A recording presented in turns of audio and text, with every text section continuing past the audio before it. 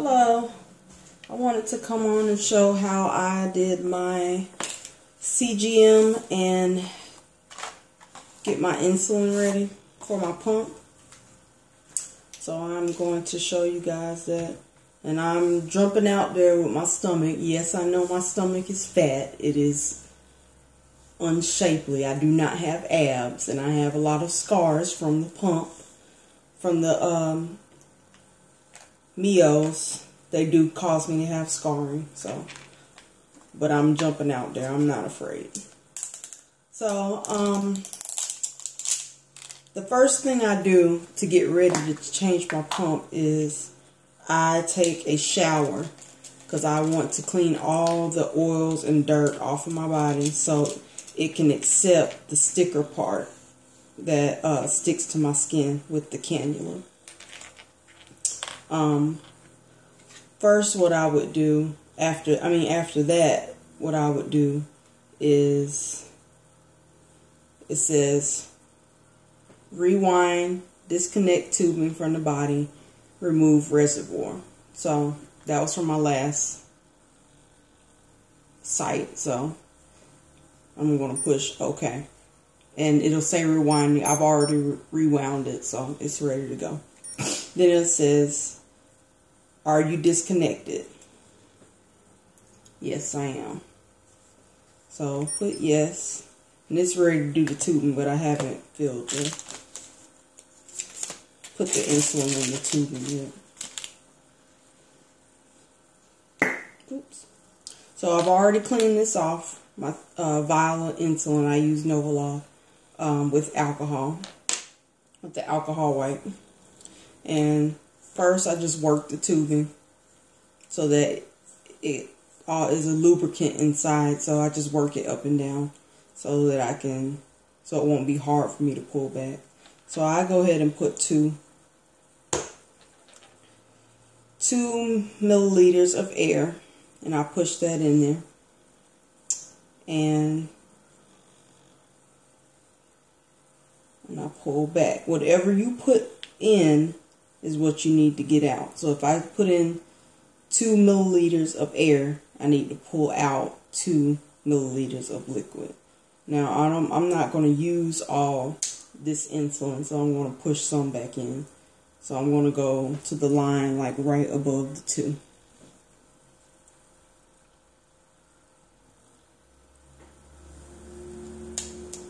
And it is imperative, it's very important that you get all of the air bubbles out of the reservoir.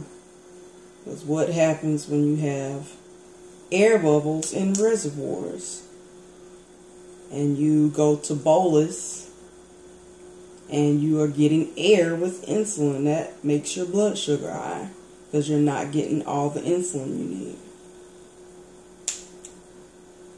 So sometimes I have to like do it a few times so I can get the air out. So as long as they're at the top, the pump will push the rest of the air out of the tubing. So I take that off. So I put it up above the line in 2. And set that aside. Take the plunger out the bottom because you don't need that anymore. And connect this to the tubing.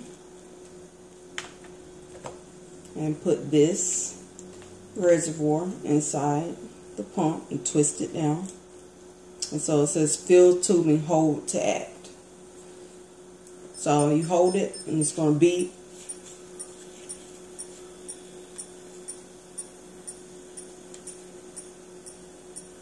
And then when the plunger gets to the end of the reservoir, it'll make a different sound.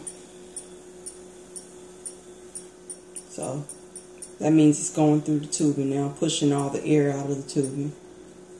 And you'll see it come out of the bottom, out of the tip of the cannula. So there it is.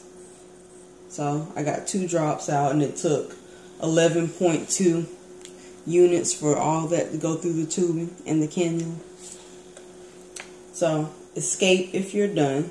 Yes, I'm done. Did you see drops come out of the tubing? Yes, I did.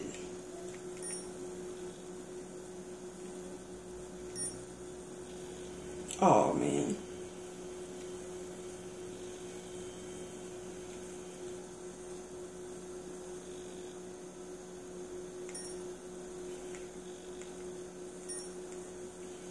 I accidentally hit a wrong button, so it's going to rewind again. But I won't have to fill the tubing with insulin again. It's just going to move the plunger that's inside up to where the reservoir is.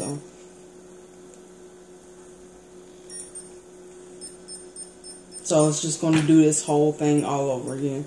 All we're doing is moving the plunger that pushes the reservoir up, that releases the insulin.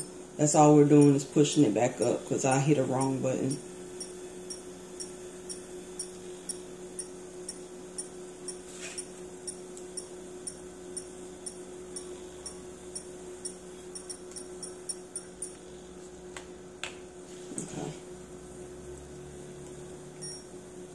Okay, now it's asking me to fill the the cannula. So I use Skin Prep wipes.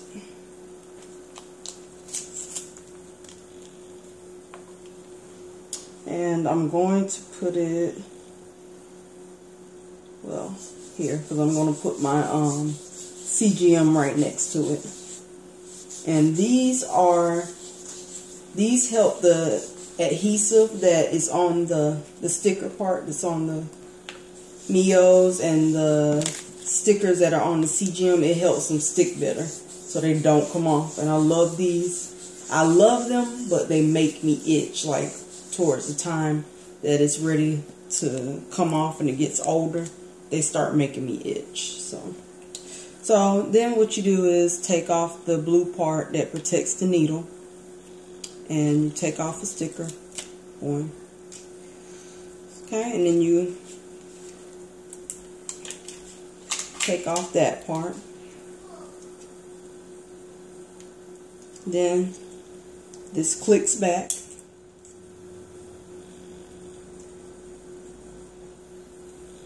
And then all that's left is the sticker. So that is what is going to go inside my skin. So it's ready. So place it. Make sure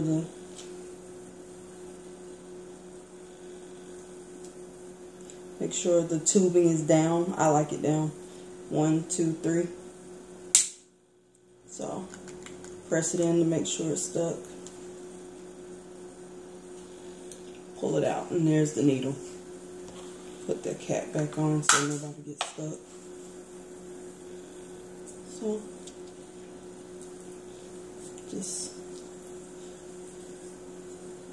and we're going to fill the cannula. So it's giving me 0.5 to fill it. So there it is, filling the cannula. So next I do my CGM, and I use the light sensors. In real life, this really does not take this long. It's just taking long because I'm showing you how to do it. So there's a I guess it's called a clicker. This goes down on the CGM, and then you pull it up, and then the CGM is in there, and this is trash. Changing sets, MIO sets, and light sensors creates a lot of trash. So the needle is in there. I don't know if you can see it. It's in there. But you hold the green part faces down wherever you're going to put it. So, let me wipe one more time, because I'm going to put it right next to my set. So let that dry. Okay, And then I place it right there in the green side down. So you count, press the button, the green button, and it'll click. You'll hear it click. Count 1, 2, 3, and then let it go. So I'll leave it there for just a minute. Then when you get ready to release the needle, the CGM from the gray thing, just press the button back in and then lift off. And then there it is. So from the side, that's what it looks like. This is the needle, and when it comes out, it's going to be housed in this gray thing. And this is the CGM part. So all you do is hold it down, lift the needle out. The needle is enclosed in there, so you don't need that anymore. And then you can take the sticker off, the adhesive.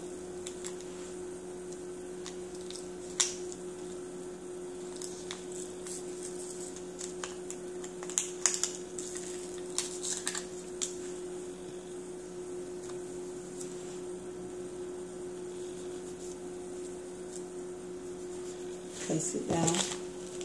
And the sticker, the part that reads the interstitial fluid. It's like it looks like a little copper. I wish I had one to show you, but it looks like a little copper part in here. It reads interstitial fluid and that's how it reads your blood sugar. So then I place one on immediately right here. Now this is just what works for me. You do not have to do it this way, but this is what works for me, because these come off and it gets on my nerves. So I have to make sure that they are down. Man, they are down and they stay down. So I've had my transmitter charging for the last couple days, so I take that out. So it's going to blink green to let you know it's charged. Now you don't have to do this part either, but this is what works for me. I take off some piece of paper and I rip it around the transmitter, and I do this because when I used to take off the transmitter, it would be sticky, and I hate it being sticky, so I just use a paper towel and I just place it on there first, transmitter first, and then it clicks and it'll blink green to let you know that it's connected. So I don't know if you can see that green blinking, but there it is. Then I will place this paper towel part on top and take the other adhesive off that keeps it sticking down. Okay. And then I usually use about 3 of these so they really stick down. So I'm going to put that second one right on top. And stretch it out if you can.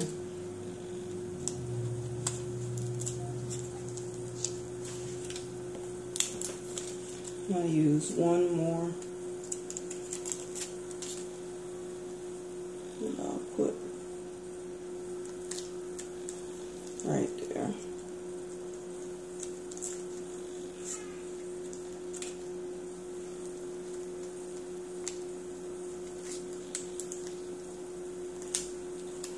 Okay. And so that is done. The CGM is in and my MIO set is changed. So next is what I would do is, my sensor is not on. I haven't had it on for a few days. So I go to edit settings, push act, then it'll say edit settings, sensor, act again, on. I want it on. So now it's on. So then I need to escape, and then it'll say link to sensor. So I want to link it to a new sensor. So new sensor, reconnect old sensor, or find lost sensor. Mine is new because I just put it on, so I want new sensor. then you push act. And so sensor will be ready in 2 hours. So in 2 hours it's gonna beep beep beep beep beep, letting me know that I need to calibrate it and check my blood sugar. So I took the tube in, and that's how it goes. That's how I do mine. So I mean, if you have any questions, I know there's a million of these on YouTube, but that's just how I do mine. That's how I was taught, so I keep doing it the same way. If you have any questions, let me know.